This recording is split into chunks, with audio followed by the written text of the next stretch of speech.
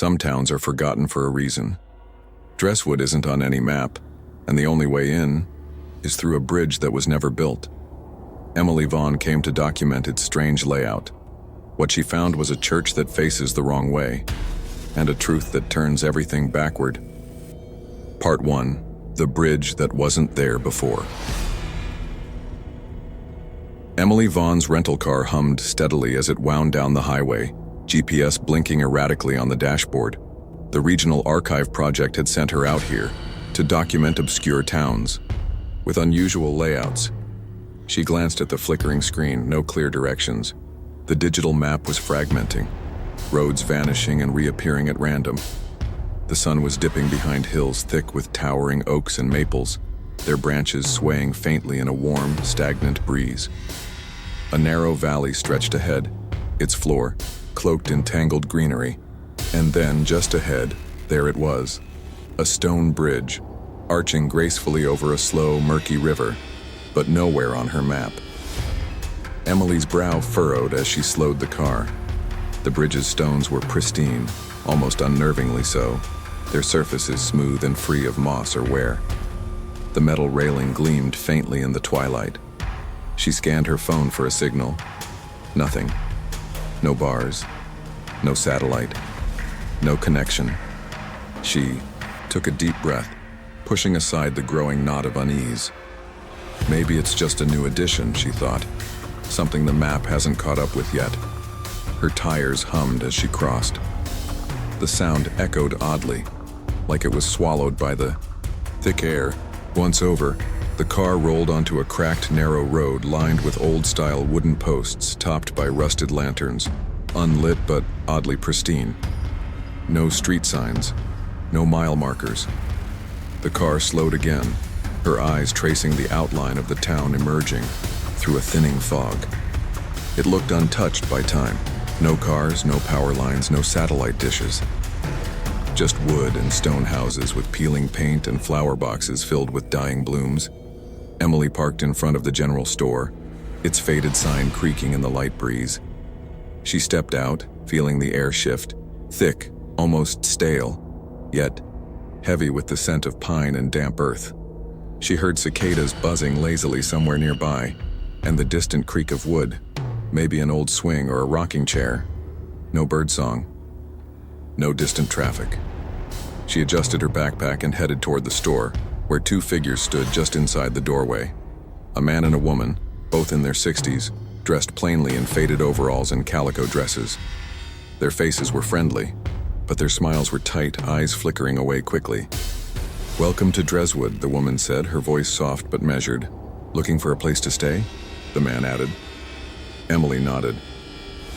"I'm here to document the town layout for a regional archive project. Heard there's some unusual architectural features here." The woman's smile faltered for a moment before returning too quickly. "We like our town the way it is, no fuss." Emily glanced at the man, who simply nodded, eyes locked on the horizon behind her. The general store smelled faintly of musty wood and something faintly metallic, like old coins or rusted iron. Shelves held canned goods from decades ago, the labels yellowed and curling. She pulled out her notebook and started sketching the town map as best she could from memory, trying to note the positions of homes, the square, and the church. The church was impossible to ignore. It sat on a slight rise, but unlike every other building, its doors faced away from the square, pointed into the dense forest on the other side. Emily walked closer that afternoon, studying the wooden double doors, their paint cracked and faded, the steeple leaning slightly as if bowing toward the trees. No bell sound, no sign of a cemetery. Back at her rental house, a modest wooden cabin on the edge of town, Emily tried to call out, but the silence swallowed her voice. No radio, no internet, no cellular. Later that night, as she gathered her notes, she reached for her car keys on the table, and they were gone. Her heart quickened. She searched frantically, but every window in the cabin was bricked over on the outside. Solid, cold bricks laid tightly into the frames.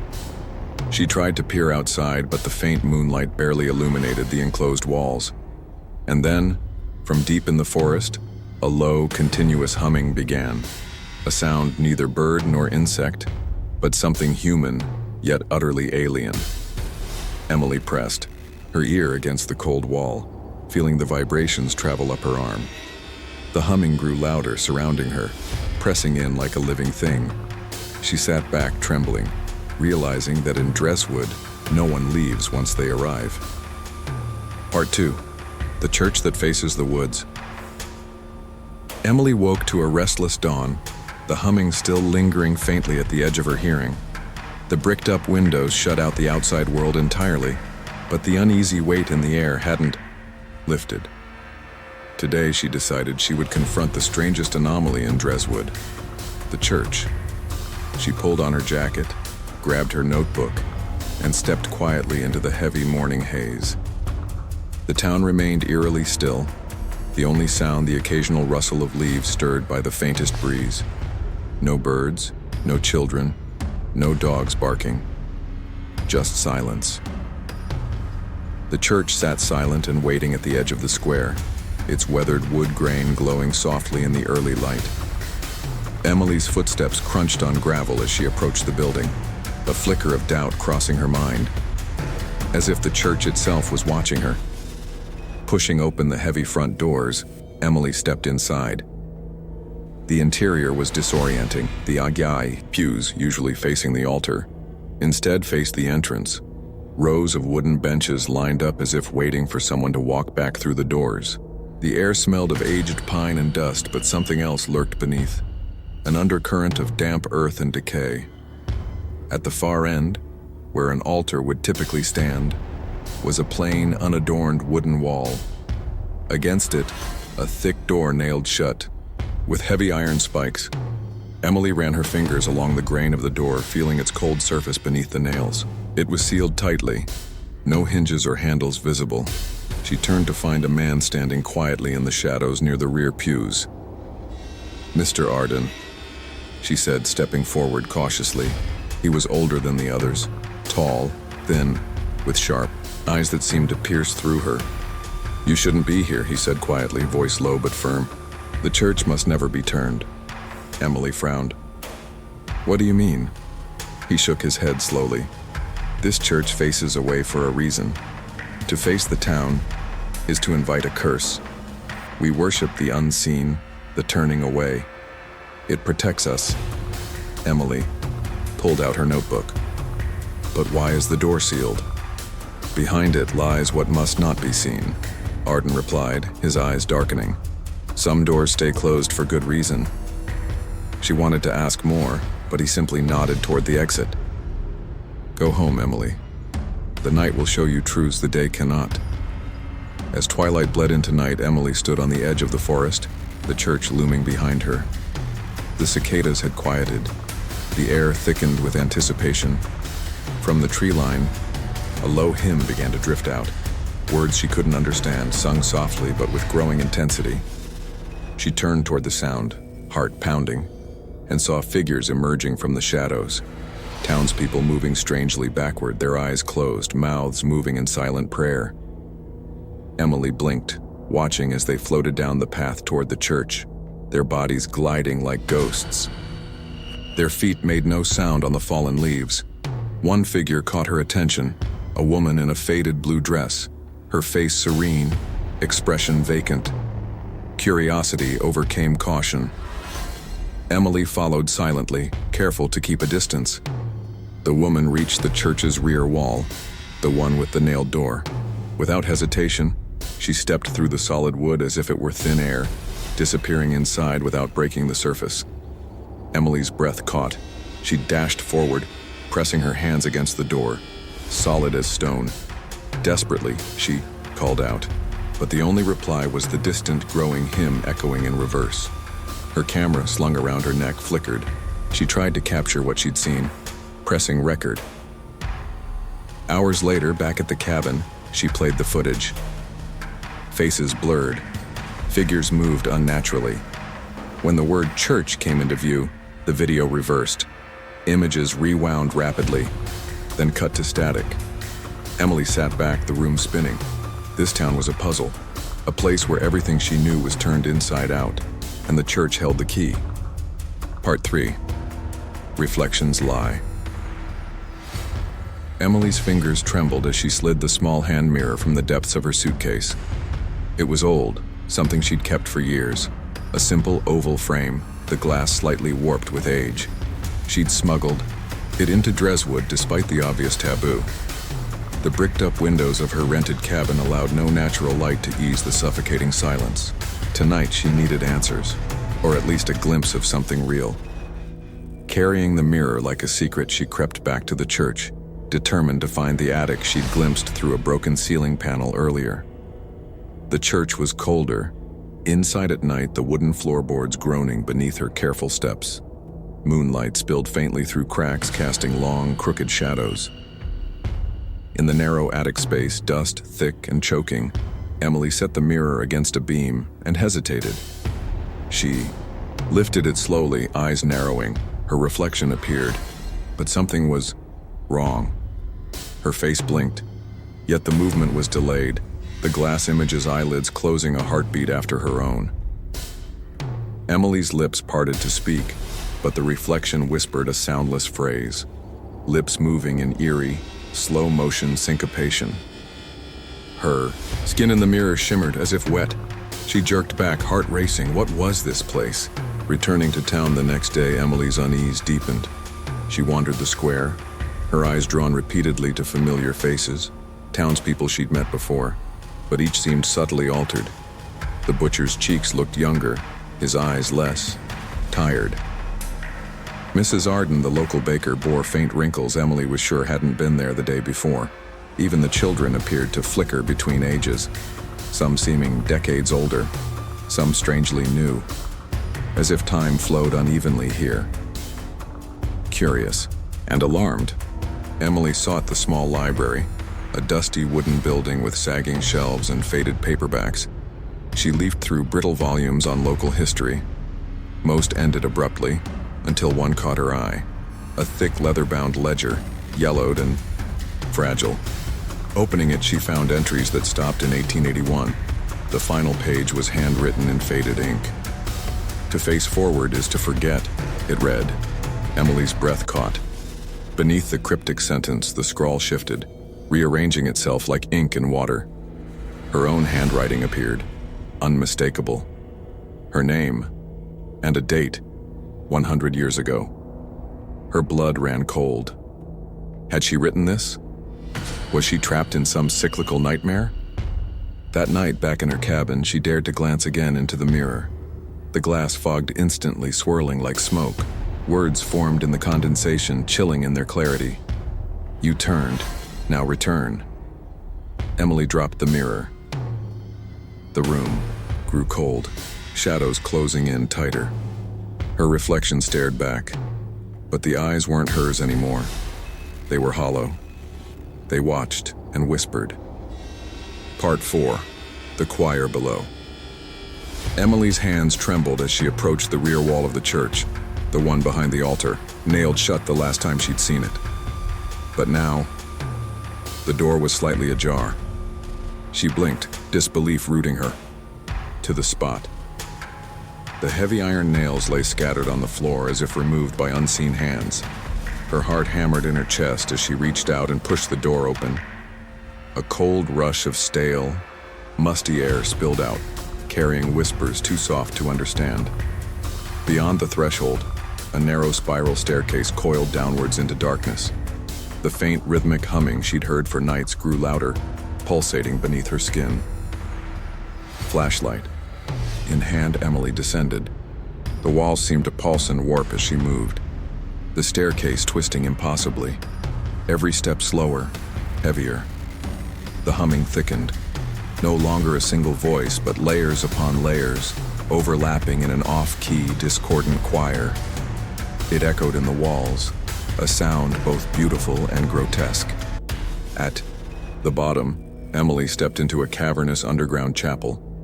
The space stretched impossibly wide, its ceiling lost in shadows. Figures stood in rows, townsfolk she recognized, or versions of them. Their faces were pale and waxen, eyes closed, lips moving in silent harmony as they hummed the strange hymn. They faced a towering stone idol, massive and faceless, its broad back turned away from them as if guarding a secret. Emily's breath caught. Her flashlight flickered wildly. A small hand suddenly appeared at her feet. She looked down to see a pale child, no older than 7, kneeling and placing a flickering candle on the cold stone floor. The child's eyes locked on hers, unblinking, ancient. "You sing next," the child whispered, voice brittle and hollow. Panic surged. Emily turned and bolted back up the spiral staircase, but the steps stretched endlessly. The walls warped into an impossible spiral. No matter how fast she ran, the top never came. Her flashlight sputtered, threatening to go out. Finally, with a cry of desperation, she burst through a door and found herself standing outside. But something was wrong. The church was empty, silent.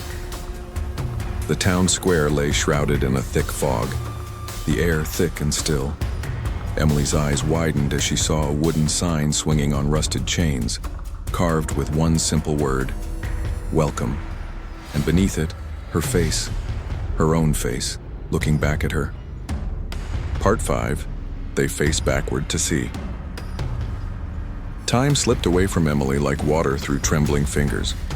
She woke one morning with a heavy weight in her chest, a journal lying open on the table, pages filled with writing she didn't remember. Lines of scrawled words in her own handwriting twisted across the pages, fragmented notes, strange maps of Dreswood she'd never drawn, cryptic symbols curling around landmarks that seemed to shift every time she looked away. Her pulse quickened as she flipped through the pages. Questions she hadn't asked stared back at her. She tried to trace when she had written these, but the dates were smeared, half erased. Outside, the town wore its familiar eerie calm, but Emily felt eyes on her. She turned and froze. A figure stood across the street. A woman, silent, still, and unsettlingly familiar. She was Emily, but older, her skin pallid, eyes cast downward as if burdened by invisible weight. Emily's breath caught. The double moved slowly, purposefully down the street, never looking up. Compelled by a mixture of fear and curiosity, Emily followed. The silent double led her to the mayor's house, a weathered Victorian at the edge of the square. The door creaked open as if expecting her inside. The air was thick, damp, smelling faintly of decay. She descended the narrow stairs into the basement. A single light bulb hung from the ceiling, swinging slightly. On the far wall, a blackboard stood out, chalked words sharp and clear despite the gloom. One to observe, one to replace. Emily's heart thundered. The phrase echoed in her mind like a death knell. Suddenly, footsteps outside drew her attention. She hurried upstairs and stepped into the square just as the townspeople began to gather. But something was wrong. They all faced away from her, backs turned rigidly toward the forest. Their mouths moved in unison, whispering the same word, a chant barely audible, yet insistent. Remember, remember, remember. Emily strained to listen. The word wrapped around her like a shroud. Frustration boiled. She moved toward the nearest storefront window, desperate for a reflection. Her breath hitched. The glass didn't simply show her own face. Behind her image, dozens of faces appeared, all pressed against the other side of the glass. The townspeople's eyes gleamed with strange light. They watched her, and then, unmistakably, she saw herself, the silent double, staring back at her from inside the glass. A cold wind rose, swallowing the sun. The day dimmed into perpetual dusk. Shadows lengthened unnaturally, stretching and twisting. Emily's vision blurred as the world tilted, every sound muffled into a distant echo. She was trapped, surrounded, remembering. But to what end? Part 6. To turn is to stay. Emily stumbled toward where the bridge had been. Her heart thrummed with desperate hope, the promise of escape. But the space where the stone arch had stood was gone. Only trees, thick, dense, and alive with a whispering wind. The forest stretched out before her like a living maze, shadows flickering as if watching. Her hands tightened around her journals, pages filled with frantic scribbles and cryptic maps she'd spent days compiling. But the paper caught flame, smoke curling, turning black as the words curled into ash. She dropped the burning fragments, watching helplessly as her evidence disintegrated in the eerie twilight. With nowhere else to go, Emily forced herself back through the fog-thickened streets. The church stood as a sentinel, its doors no longer nailed shut. She entered. Inside, the air was thick with stale incense and something colder, something unspoken. The congregation was there, but no longer the people she'd met. They were reversed, their movements jerky, unnatural, like marionettes cut from a twisted mirror. Eyes hollow, faces unfamiliar, yet eerily known. They parted silently to form a path, guiding her toward the altar. There, a pulpit stood, carved deep into. Its wood was her name. Emily's breath caught. She realized then the truth she'd buried beneath layers of denial and fear. She was never a visitor. She was always meant to return. The pulpit beckoned. She turned to face the congregation. There bore hollow gazes fixed on her, waiting. Closing her eyes, Emily felt a calm wash over her, a surrender to the inevitable. Her lips parted, and a soft hum slipped free, a sound both mournful and beautiful, threading through the church like a living thing. Outside, the world began to shift. The town itself groaned and twisted, buildings creaked and rotated, streets bending like pages turning in a book. The church slowly turned, its steeple and doors finally facing inward, toward the heart of Dreswood. The sky darkened. The humming deepened into a chorus. And then, silence. A whispered voice echoed, barely heard over the stillness. To turn away is the only way forward. In Dreswood, to turn away is the only way forward, but not everyone returns the same. If this story left a chill in your spine, don't forget to like, share, and subscribe to Haunted Echoes. There are more towns waiting, more doors that shouldn't open. We'll see you again if you find your way back.